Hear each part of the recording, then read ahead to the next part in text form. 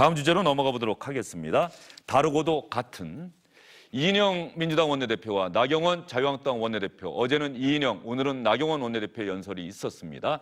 연설 내용을 주영진의 뉴스브리핑팀에서 분석을 해봤는데 현안에 대해서 정말 다른 시각을 이렇게 볼 수가 있는가 싶을 정도였습니다. 저희가 주제별로 한번 살펴보도록 할 텐데요. 먼저 서초동과 광화문에서 열리고 있는 촛불 집회와 관련한 이인영, 나경원 원내대표의 시각 한번 들어보시죠.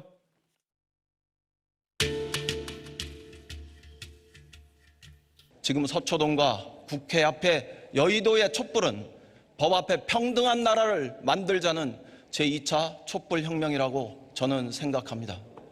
어떠한 불안함과 두려움도 광화문을 향한 국민의 발길을 막진 못했습니다. 광화문 10월 항쟁은 전문 시위꾼이 분위기를 몰고 화려한 무대와 치밀한 기획을 통해 억지로 만들어낸 가짜 광장, 가짜 민심이 아니었습니다. 저렇게 다른 이야기를 하면은 듣는 국민 입장에서는 어느 한쪽을 선택해야 하는 건지, 지금 상대에 대해서는 우리가 지지하는 집회가 옳다, 뭐 이렇게 얘기하고 있는 것 아니겠습니까? 근데 저는요, 아무래도 자신들을 지지하는 집회를 두둔하겠죠. 그건 당연한 건데 자기의 논리를 좀 강화시키기 위해서라도 상대방, 그러니까 이인영 원내대표는 좀 광화문 집회도 얘기해주고, 그러나 그 집회가 이러이러해서 문제가 있었다라고 얘기하고, 나경원 원내대표도 서초동 여의도 집회를 얘기하면서 광화문 집회를 얘기해야지 오히려 자신이 주장하는 걸 더 입증할 수 있을 것 같은데 아예 그냥 얘기를 안 하잖아요, 두 분 다.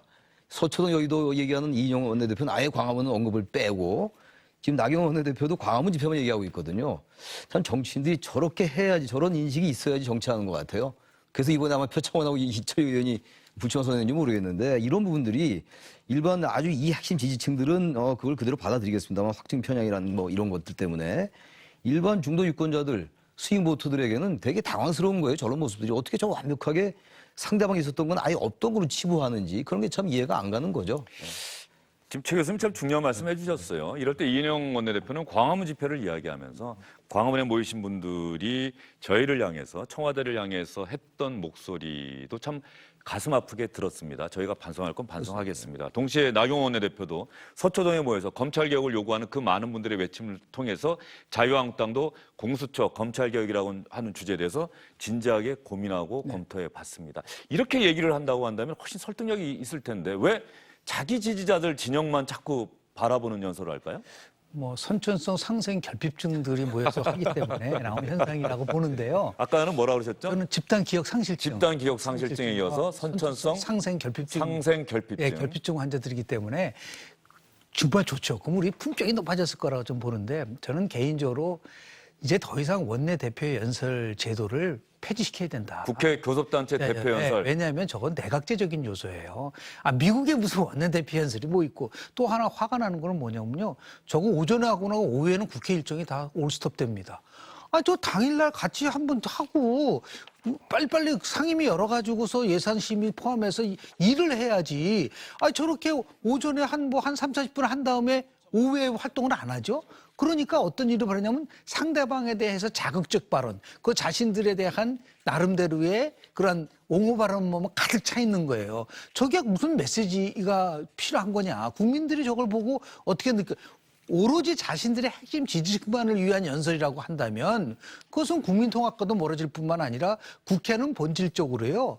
갈등을 증폭시키는 것이 아니라 갈등을 해소시키는 장이 돼야 되는데 오히려 대한민국 국회는 갈등을 증폭시키는 장으로 전락하고 있다. 그것이 아주 대표적인 게 저는 연설을 통해서 상대방을 인정하지 않고 자제도 하지 않고 관용도 안 베풀고 의회민주주의를 오히려 위태롭게 할 수 있는 부분이라고 한다면 이제는 이제 과감하게 저 부분에 대해서 좀 손을 좀 봐야 되지 않나 생각을 좀 합니다. 예, 김영진 교수님이 의회제도를 많이 연구하셔서 사실 상시국회만 된다고 한다면 대정부 질문이나 국회 교섭단체 대표 연설이 있을 이유는 없겠지요. 1년 내내 국회가 열린다고 한다면 상임위 중심으로 해서 언제든지 현안에 대해서 정부를 또 정부 관계자들 불러내서 질문할 수가 있을 테니까 이 국회 운영에 관한 개혁, 이것도 참 필요하지 않을까, 검찰개혁 못지않게 필요한 상황 아닐까 싶습니다. 다음은 공수처와 관련한 두 원내대표의 시각차를 그대로 보여드리겠습니다. 저희가 두 개의 발언을 찾아봤으니까 하나하나 들어보시고 그 다음 발언도 하나하나 들어보십시오. 특히 상대당을 향해서 당신들 과거에는 이랬는데 왜 지금은 공수처에 대해서 이런 이야기를 하고 있느냐. 민주당과 자유한국당 논리가 거의 똑같습니다.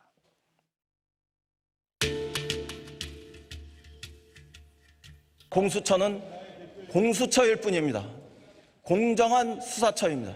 철저히 정치 중립적으로 설계된 공권력 집행기관입니다. 이런 검찰과 공수처가 다른 점은 딱 하나뿐입니다. 공수처가 설치되면 검찰 특권은 해체됩니다. 검사도 죄를 지으면 처벌받는 세상이 옵니다. 그래서 국민 절대 다수가 공수처 설치에 찬성하고 있습니다. 검찰의 정치적 독립성이라는 개혁 과제에 공수처는 오히려 역행합니다. 기소권, 수사권 분리 원칙과도 맞지 않습니다. 애초부터 검찰 개혁과 공수처와는 모순되는 것입니다. 게다가 헌법을 기초로 한 기존 수사제도와 정면으로 충돌하는 위헌적 권력기관입니다. 결국 공수처는 애초부터 검찰 장악, 사법 장악의 마지막 퍼즐에 불과했던 것입니다.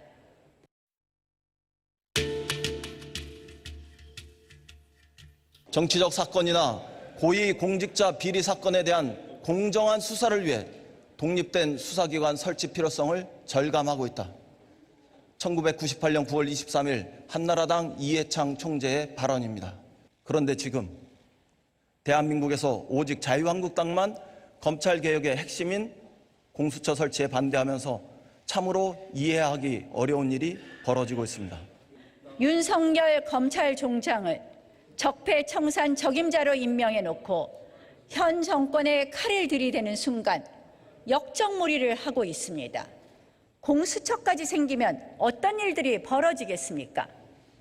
바로 여당의 이해찬 당대표께서 지난 2004년 정확히 같은 이유로 공수처법을 반대했던 것입니다. 과거에는 반대했던 공수처를 이제 와서는 왜 이리 급하게 서두르는 것입니까? 이인영 나경원 원내대표가 김영환 의원 과거를 소환했어요.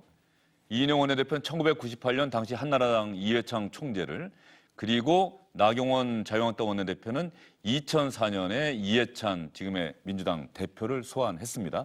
당시에는 찬성했는데 왜 지금 그 후신인 자유한국당만 반대하느냐. 과거에 민주당은 이해찬 대표 반대했었는데 왜 지금은 찬성하느냐. 이 논리가 과연 국민들을 설득할 수 있을지 양쪽 모두 그런 생각이 좀 드는데 어떻습니까? 네, 그렇습니다.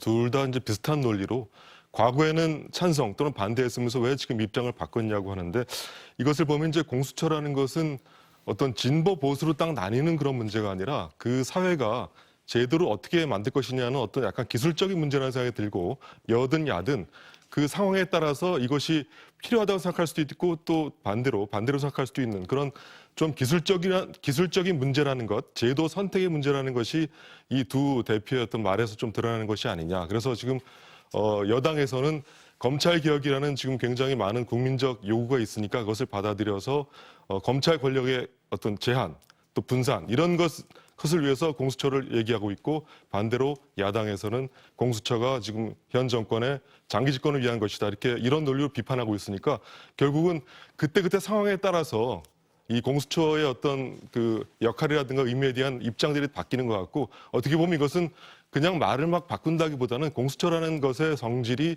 그런 기술적인 상황에 따른 어떤 의미를 부여할 수 있는 것이 아니냐, 뭐 이런 생각도 하게 됩니다. 예, 다만 이해창 전 총재를 이인영 민주당 원내대표가 인용을 했는데, 이해창 전 총재 측이 지상욱 의원 네. 또 오랫동안 수행도 하고 함께했기 때문에 지상욱 의원 통해서 나는 한 번도 공수처를 찬성한다는 의견을 한 적이 없다. 다만 특별검사제를 우리나라에서 처음으로 도입했던 내가 그 장본인이다. 그러나 공수처 이야기를 한 적이 없다. 이렇게 또 해명했다는 말씀까지 여러분께 드리고요.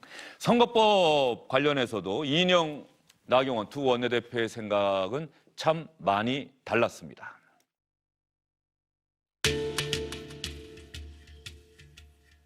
지금 우리의 선거제도는 거대한 정당에 대한 지지는 과대 반영되고 소수 정당에 대한 지지는 과소 반영되고 있다는 지적입니다.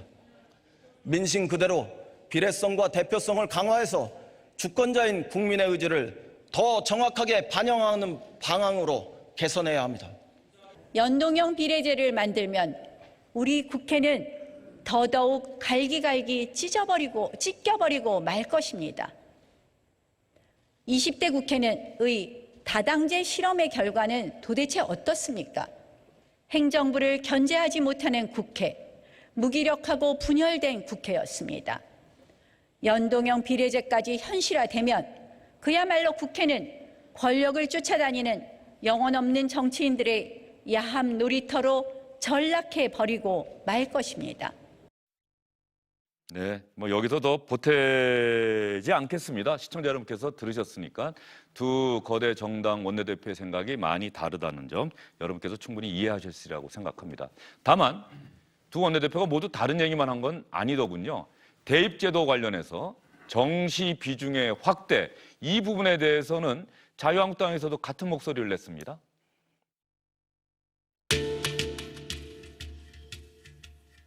입시 공정성부터 회복하겠습니다. 엄마 찬스, 아빠 찬스로 불리는 학생부 종합전형을 전면적으로 개선하겠습니다.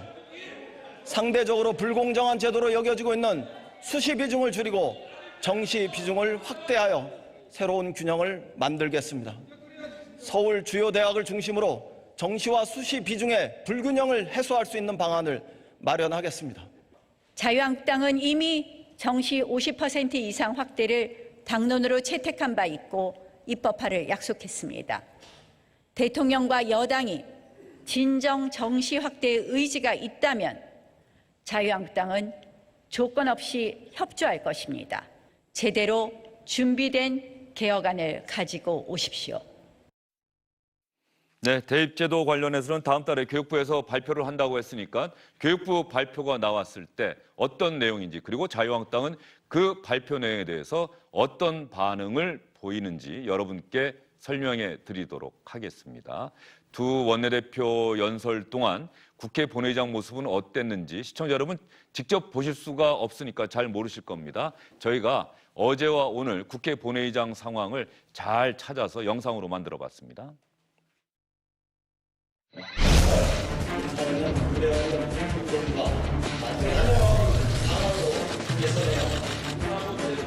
자유한국당이 그 반대로 진정 그 일로 공천에 가산점을 주고 표창장과 포상금을 줄 일이었는지 우리 국민은 매우 의아해하고 있습니다.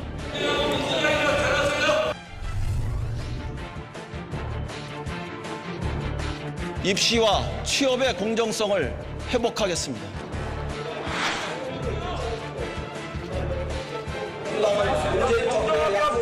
다시 붙들고 실천하겠습니다. 입시 공정성부터 회복하겠습니다. 아들 때부터 바로 잡아요. 지난 국정감사 기간 내내 오직 조국만 외쳤습니다. 오죽하면 한국 경제의 가장 큰 위협 요인은 국회 리스크, 야당 리스크라는 말까지 나오고 있는 상황입니다.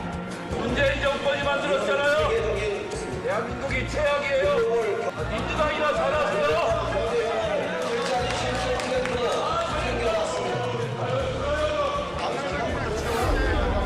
대통령이 113%인데 비해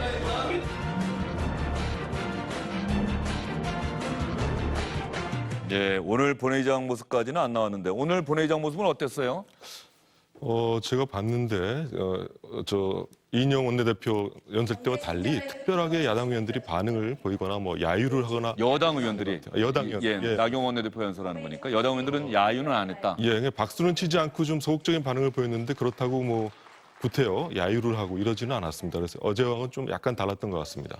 의원 정수 확대, 정의당이 이야기했다가 정의당 입장에서는 이게 역풍 맞는 것 아닌가 싶은 생각도 좀 할 법한데 나경원 원내대표가 관련한 이야기도 오늘 했습니다. 선거제도 개혁과 관련해서 아까 여러분 들으셨죠? 이 부분 관련해서 윤소아 정의당 원내대표가 아마 본회의장에서 이런 얘기를 한 건지 나와서 한 얘기인지 한번 들어보겠습니다.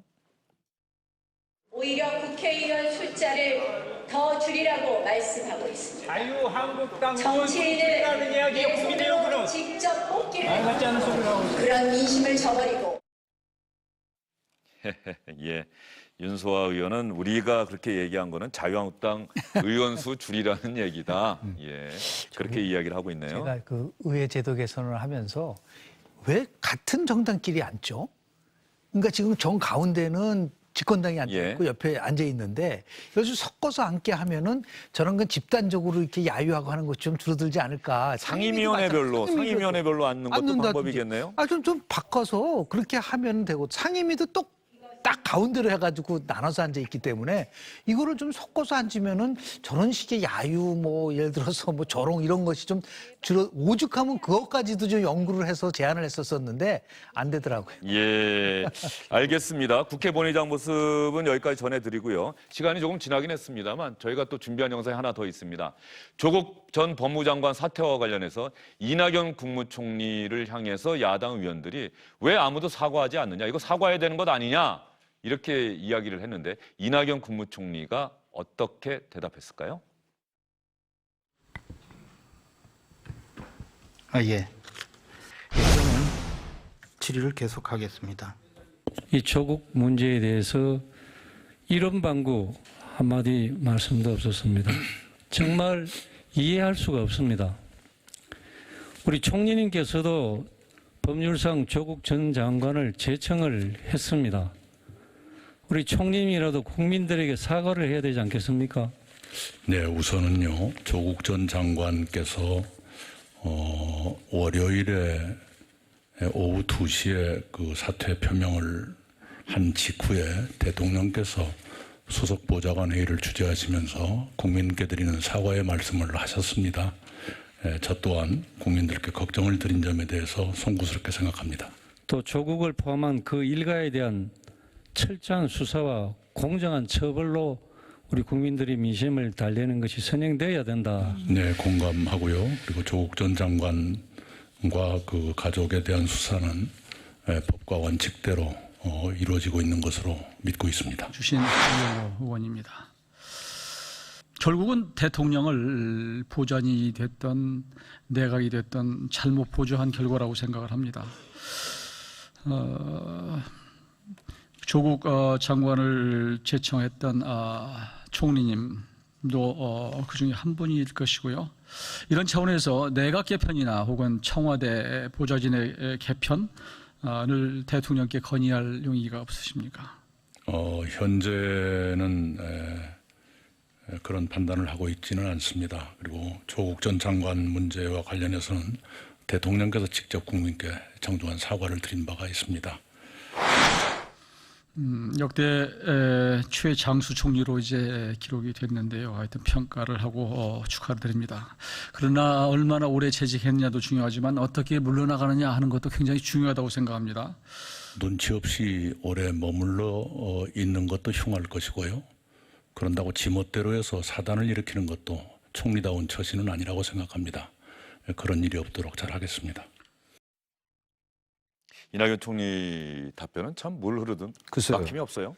근데 어떻게 물러나겠다는 얘기도 아니고 그렇다고 계속 있겠다는 얘기도 아닌데 사과 얘기가 많이 나왔었잖아요. 전 사과를 했네요. 했는데 민주당이 좀 사과를 했으면 좋겠어요. 민주당이 집권당으로서 이번에 보인 태도가 좀 국민들이 많이 불신을 할 그런 충분한 것이기 때문에 정식으로 당대표가 좀 사과를 해야지 총리 사과나 저런 부분들이 빛나지 않겠어요? 알겠습니다. 민주당이 대단히 책임 없다는 생각이 듭니다. 내일 민주당 의원총회가 있다고 하니까 의원총회가 끝나고 난 다음에 민주당에서 어떤 이야기 나오는지 한번 들어보도록 하죠. 세 분 수고 많으셨습니다.